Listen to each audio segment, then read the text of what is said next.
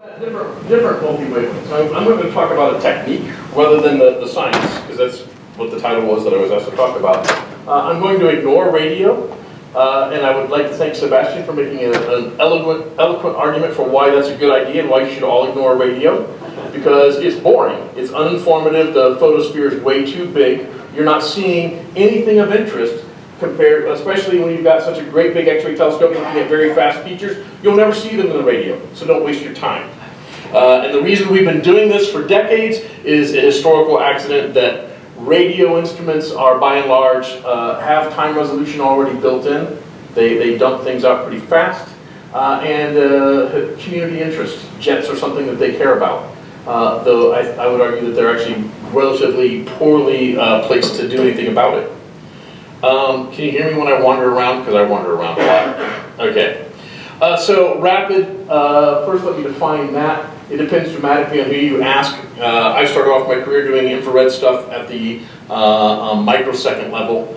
But typically, and then there's some people who think that 100 seconds is fast. But I'm going to limit myself today to optical and infrared, and particularly talking about things that are faster than 1/10 of a hertz. So faster than 10 seconds.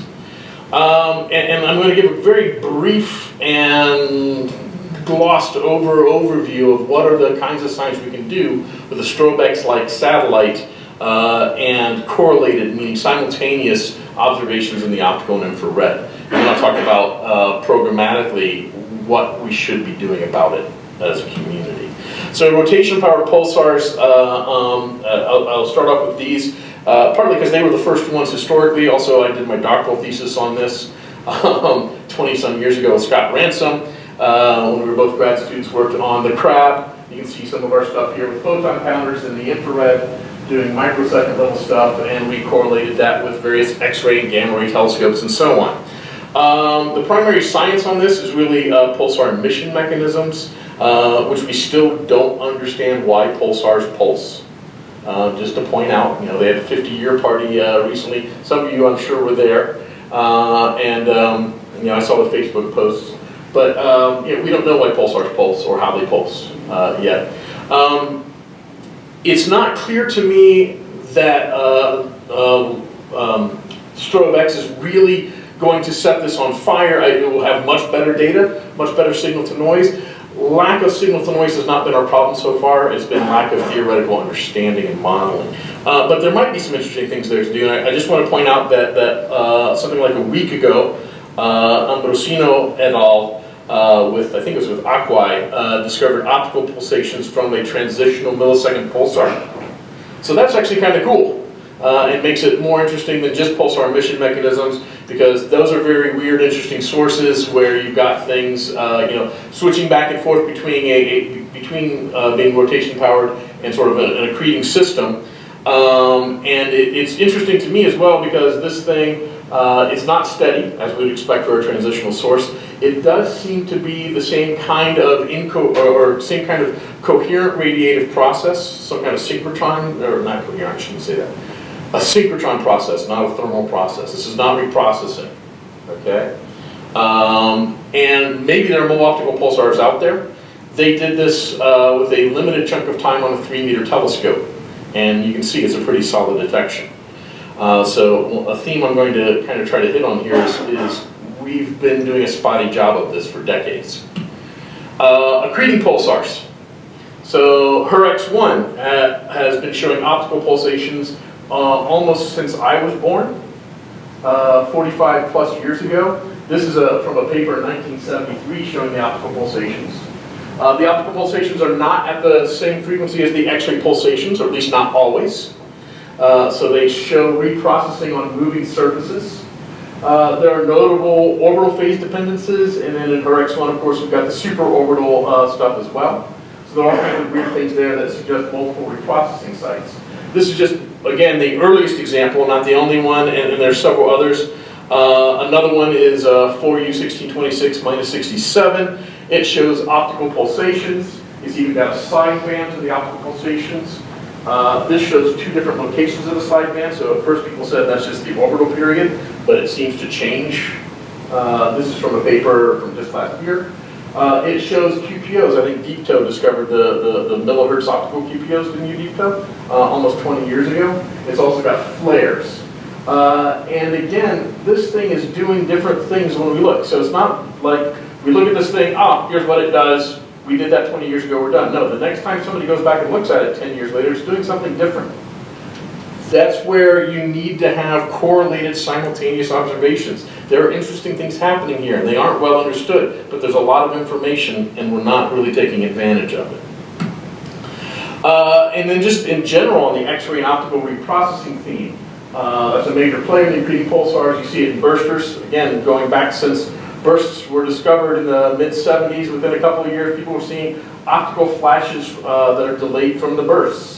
So you're seeing reprocessing, and I just grabbed this figure from Rob Heinz's webpage just to show you, when something shines here, all of these things get lit up, and they have different delays. And we heard earlier today about reverberation mapping, and just a point I'd like to make is the question Jack asked was, what about confusion between the reflection models seem to want to see something in here, but also something further out. The nice thing is the optical reverberations, the bad news is they don't see the stuff inside. The good news is, though, they do see the stuff outside. They do show that. And that might be a way of disentangling things. But again, you need simultaneous observations. STROBE-X is going to show you the X-ray to X-ray lags. But X-ray to optical is very, very helpful. And then relativistic jets, which has been my playground for most of the last a little while as well. Relativistic jet sources, lots of sources show a huge variety of behaviors. We've got flares from sub-second in the optical to 10,000 seconds. There are QPOs. There's reprocessing of jet flux. There's spectral lines. There's polarization. And I just wanted to give one sort of case study, a recent one, that's near and dear to my heart because my grad student's the first author, I'm the second. And this has just been accepted for publication in Science. So this is D44 SIG in 2015. We have simultaneous NuStar, UltraCam, then my instrument Circe, which is an infrared camera we built, and it's on the world's biggest telescope, in the optical or in the infrared, the GTC, and then the boring radio up top. And I hate to be on it, the radio's great, we're glad to have it, but you can see this is happening in the optical, this is happening in the infrared, and the radio says, I'm slowly ramping up. That's all it does the whole time, okay? It's boring, because why? The photosphere is huge. It's 1,000 light seconds across. Did you have the multiplier? Yes. Yeah, there's enough sensitivity. The error bars are tiny. It's just, there doesn't seem to be anything there at all. There might be a little something there. Yeah. But according to Rob Fender and all Mooley, we don't believe it. Okay? But it's boring. Okay? And there's good reason for it to be boring. As Sebastian said, we have very strong evidence that these things are optically thick, and you just can't see down to where the action's happening. Right? It's like literally like trying to see the nuclear reactions in the center of the sun. You're not going to do that by looking at it in the optical. Okay? You don't get to see there. You see the photosphere. So one thing I'm going to point out is a thing we call the Big Dip. This happened in all the bands at once. From near infrared, 3 bands in the optical, and we even split our NuStar X-rays into 2 bands. I've got red lines showing an exponential fit to all of them. It fits pretty darn well. They start simultaneously. I had to shift the plots to make them fit because you can see this whole X-ray thing, that's 0.4 seconds. Okay, that's pretty darn fast. No, this is minutes. Yeah. But it's still pretty fast, whereas the infrared lasts several minutes. Same with the optical. So timescales are slower, and the Decadence kind of timescale does vary with energy, but in a very interesting way. If you plot the decay timescale and fit a power law to it, the power law index is negative 0.49 plus or minus 0.03. That's about as close to a half as you're ever going to find in a power law in nature. Okay? And it turns out the synchrotron cooling says tau should go as mu to the minus 1/2 exactly. And that's what it does. Okay? And it does so with a magnetic field of 461 plus or minus 12 Gauss. Note the plus or minus 12. Okay, this is about a little over 2% uncertainty. Whereas the previous best, I think, for this was about a factor of 30 worse. Okay, so we've got orders of magnitude better. The blue dotted lines here show the plus or minus 12 Gauss and how it fits and why you can't do much different than that. Okay, so these are just the random errors for this. It's a single zone model, very simple, but it produces a reduced chi-squared of 0.8. So it's kind of hard to justify going to a more complicated model when you got a simple one that works across 5 decades of energy. Okay, so we're going here from 0.1 eV up to tens of keV. What does that mean? Well, it's a cloud of relativistic electrons in a magnetized blob. It's dominated by synchrotron cooling all the way from infrared to X-rays. There's no apparent evidence of expansion. We have the same apparent magnetic field for about 200 seconds, and actually we can put an upper limit on any expansion during the lifetime of that blob on the order of 20 or 30%. So if it's expanding, it's not relativistic, it's nice and slow. Adiabatic expansion would change the cooling time scale away from nu to the -1/2, so it doesn't do that. And it seems to be part of a quasi-steady structure that hung around for several hours. So we got a quasi-stationary cloud of high-energy electrons around a black hole during a jet-producing episode. That sounds like the jet-launching corona to me. I mean, that's certainly the only thing we've ever discussed that could possibly fit such a description. So it seems like we've measured the magnetic field in the corona to an accuracy of a couple of %. It's weird too, though, because it's very small, 500 Gauss. It also, though, does turn out that when you calculate, so we've got 461 plus or minus 12 Gauss. If you calculate an equipartition field strength for it, you get 600 Gauss. Okay, so within, again, about 25%. And the equipartition number is very hand-wavy, right? But it seems to be very close to an equipartition field configuration, too. Gauss? Hmm? Is it Gauss? Gauss. 500 Gauss. Gauss. Yeah, it's weak. You know, it should, you know, we would expect it to be, you know, previously we talked about weak fields being 10 kilogauss, right? This is 0.5. Another thing that was shown on there that I'll just show a hint, this is not showing up in the science paper, this is a different paper, but these are our light curves. This is seconds, and these are showing fast flares. So Poshak Gandhi led a paper that showed sub-second optical flares from this source, and in this stretch of 13 seconds of data that simultaneously didn't have X-ray coverage during this time, because we didn't coordinate it ahead of time in advance anyhow. We didn't even know about the new star data until later, next time. You can see that we have flares that are infrared bright, flares that are optical bright, some that are, you know, infrared somewhat bright. This one, you can't even see the optical counterpart. It's infrared only, showing a cutoff in the spectrum. Okay, that tells us all kinds of fun things too. I'll skip over that. What I want to get to here is STROBE-X. So the scientific drivers are very strong. We're probing accretion structure by mesosphere geometry, relativistic jet launching. We ought to be doing this. The optical and infrared are much more informative than the radio. The previous impact, though, this has been a mixed bag. We have some cool results. We've had cool results going back for decades, here and there. You know, once every few years, something neat comes out of this. Why so little? And it's often because, I believe it's because the optical and infrared resources are often not available when they're needed. We're doing it wrong, and we need to change that. What resources do you need? Well, telescopes. How big? A lot of this stuff was done on 1 meter class telescopes, okay? Deepto, how big was your telescope for Earth? That was a 3 meter? Yeah. These are not big telescopes, okay? So you can get good signal noise with 2 to 4 meter class. I like using my 10 meter. A bigger is better, but better than me good enough. The instruments. You need instruments that are fast, low noise, and high quantum efficiency. And that's been a real limit. That is not natural for optical and infrared astronomers, okay? Unlike radio astronomers. And I think that's the historical accident that led to the people talking about radio X-ray correlations in jets, and nobody really ought to care about that. And you need coordination. You need access to the telescopes at the right time, and you need the right instruments on them at the right time. And that has been a major bottleneck. Things are improving. Telescopes. You can get time on 3 or 4 meter telescopes now. I mean, it's not that tricky or hard anymore. Okay? Those aren't the world's biggest. Not by a long shot. Q scheduling on large telescopes means that it's relatively easy to say, hey, my X-ray satellite is going to be pointing at this fun thing, and I need 2 hours on such and such night. When you're classically scheduled, forget about it. And they're not going to give you 2 hours. You have to get a whole night on a 10 meter, which is hard.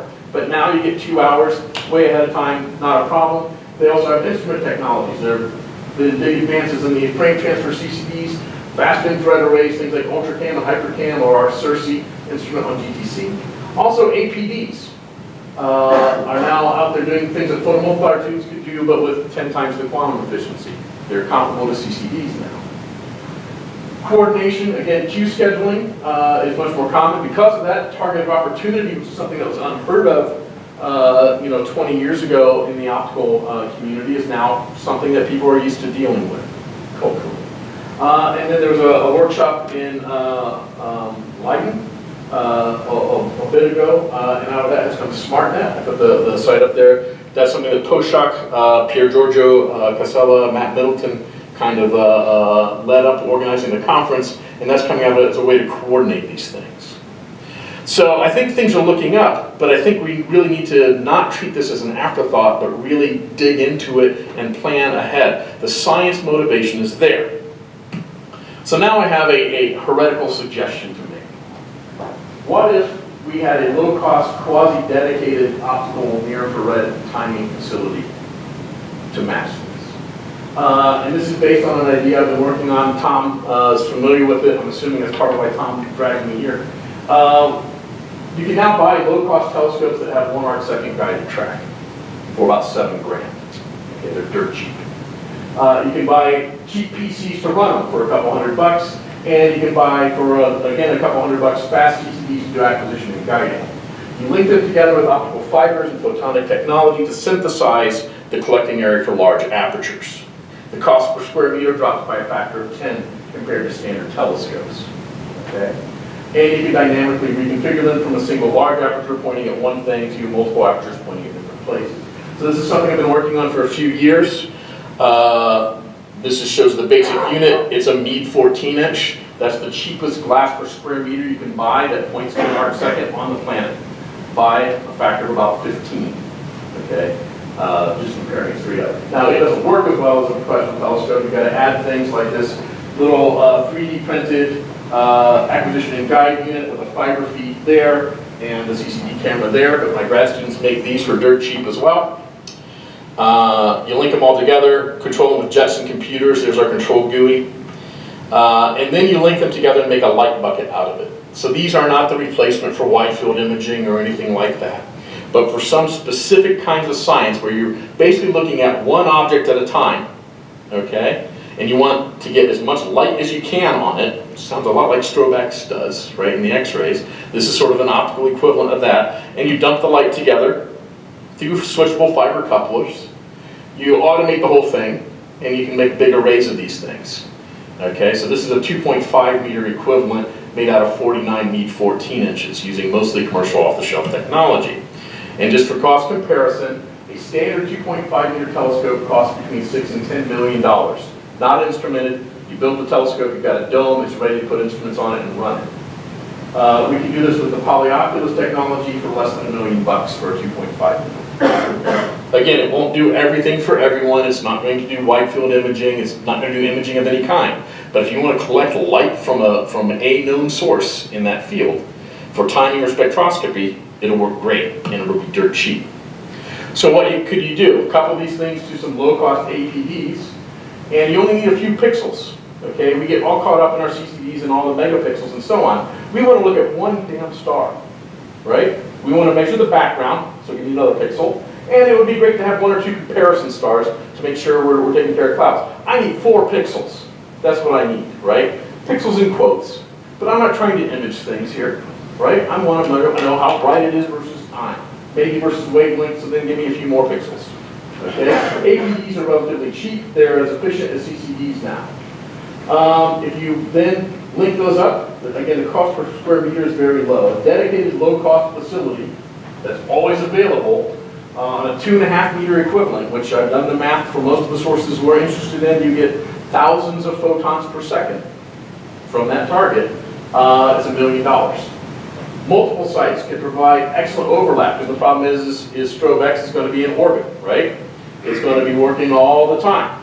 So on the ground, if you have one site in one hemisphere, you're kind of screwed. You need about 5 spread across the planet to make that work, to really give about 75% overlap with STROBE-X. Okay? That's only about $5 million, including instrumentation. Okay? And now, of course, convincing NASA headquarters that we need $5 million to build something on the ground is not easy. But I'll also point out that when it's not, at any given time, one of these things will be looking at a STROBE-X target, but the other, maybe in the other hemisphere, for instance, won't.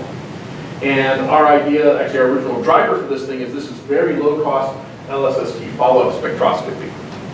So it may be that there might be a synergy there, or might be the ability to piggyback on something that we're already planning or proposing to NSF to say, hey, let's build a facility that will do LSST follow-up spectroscopy with low-cost 3D printed spectrographs that we've already made and are using now. And then all we have to do is put in $100,000 at each site for a timing facility to go along with it. You can switch between instruments using the optical fiber switching in about 30 seconds on the fly and robotically controlled. So that's my pitch, and not so much about polyoculus, but in general. We really need to think hard about optical in particular, but also infrared observations that are correlated with STROBE-X. There's a huge amount of science there, much more so than in the radio. And the technologies that are there, things have gotten better. The time is right now, even for standard telescopes. And then I think that we really ought to think hard, as Tom and I and others are doing, about developing a facility like this on the same time scale as STROBE-X that could provide, basically all day, every day coverage of STROBE-X targets in the optical infrared to do a lot of the science that we're already hearing about. Thank you. Okay, thank you.